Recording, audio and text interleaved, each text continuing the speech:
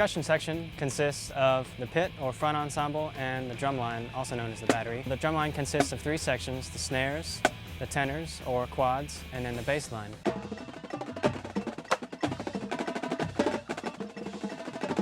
The role of the snare line during performance is just to keep the show in time, basically. The drum major goes off of our feet. He's looking at the exact time that your foot hits the ground to make sure that his hands are doing exactly the same time. We do this thing called dutting, and before you come in, you dut. So it'd be 1, 2, 3, 4, dut, dut, dut, dut, and then you come in with your attack to make sure that everybody's got the beat all together, and then we come in together. The personality of a snare drummer.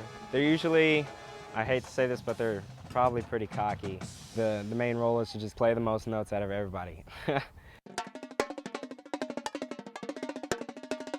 These are tenors, made up of 4 drums, they're usually called quads. 4 different drums, and then we have 2 of these effects up here called spocks or gocks. You get to play everything that the snares do, except you get to put it around and move around, and you'll notice like a lot of crossover and like visual stuff. These drums weigh between, let's say 40 and 45 pounds. You gotta be, you know, very into it and very, very motivated every day, because they're not exactly light.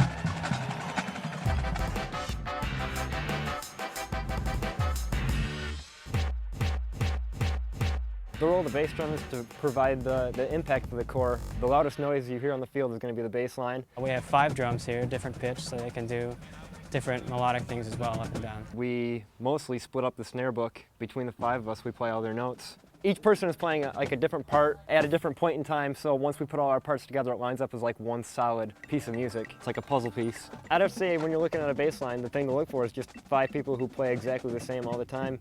If you don't have that, then you don't have a bass line.